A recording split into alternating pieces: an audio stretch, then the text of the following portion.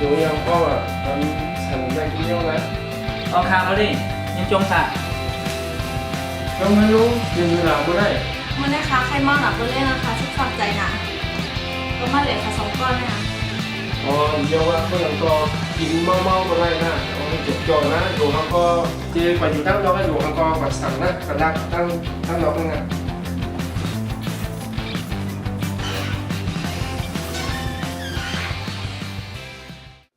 ใช่ผมโฟกัสในเจ้านะฮะเดี๋ยวมือหนึ่งร้อยกันนะเขาไปจูงเมื่อหรอ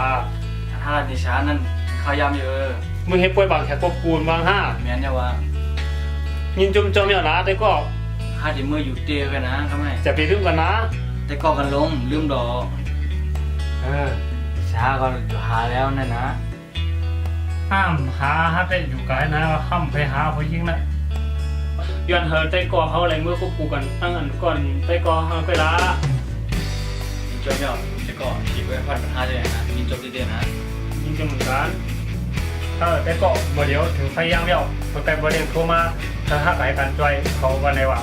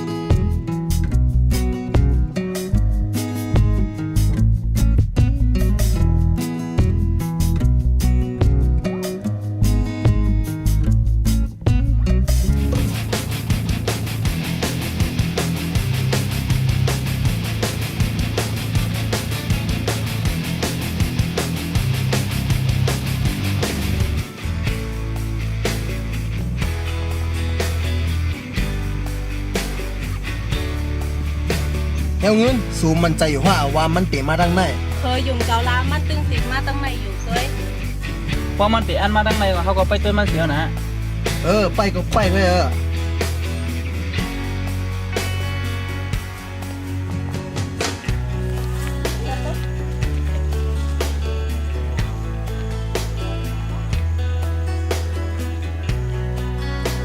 นันรู้มานันรู้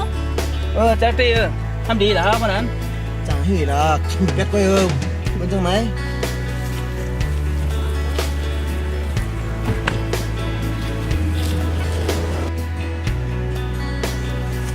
เฮ้ยเอานกกันดูไรกว่า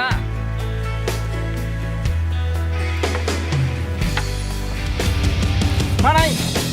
โอ้ยแม่มาไหน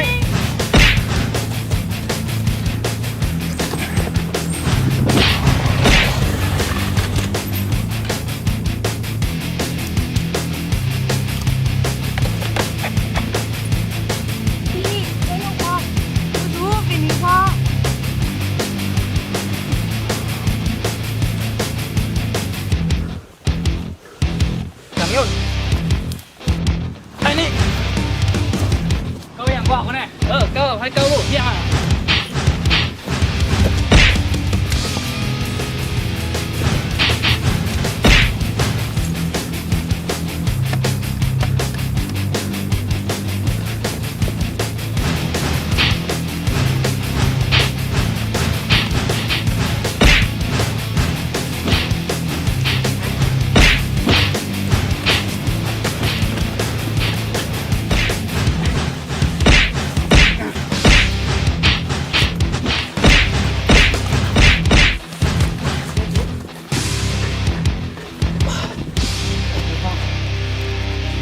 น้อง เพียงค่ะพ่อแม่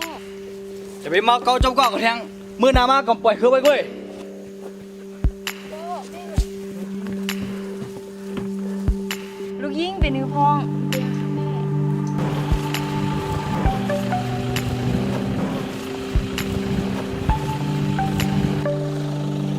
สงเอาลุงมาในกัดฉันแกมาไปสั่งน้อง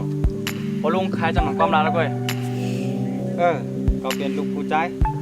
เขารัดจึงหือเขาก็ได้เฮ็ดจอมกำรัดเขาอยู่มั้ยมาได้กึ่งดานเป็นลูกคุยเขาอยู่มั้ยสงสัยหาเมสูว่าหามื้อ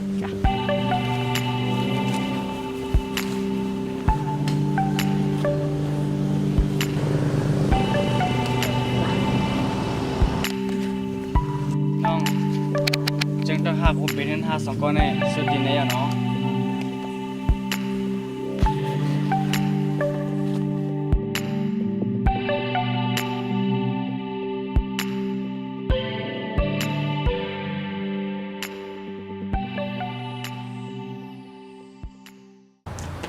เขาเดียวโหล่ะลูก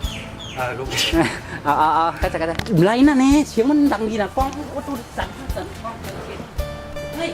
มีสองคนนะเงียบนิดนึงนะมันติดเข้าหลังนะมันไป น้องเขาหักกันปีปองเตยอยู่ตอนเช้าอ่ะ 1 2 3 เดี๋ยวเงินเดี๋ยว เดี๋ยวเงินเปลี่ยนปองใจ 1 2 3 น้องยันหอมอิ่มแล้วคนโห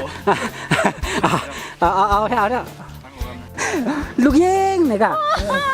พ่อก็ เอาได้นะเอา ลูกยิ่งจนเดียวดีบอมาน้องขึ้น ไปทางน้องพอลุงขายจำหนังความรักแล้วเว้ย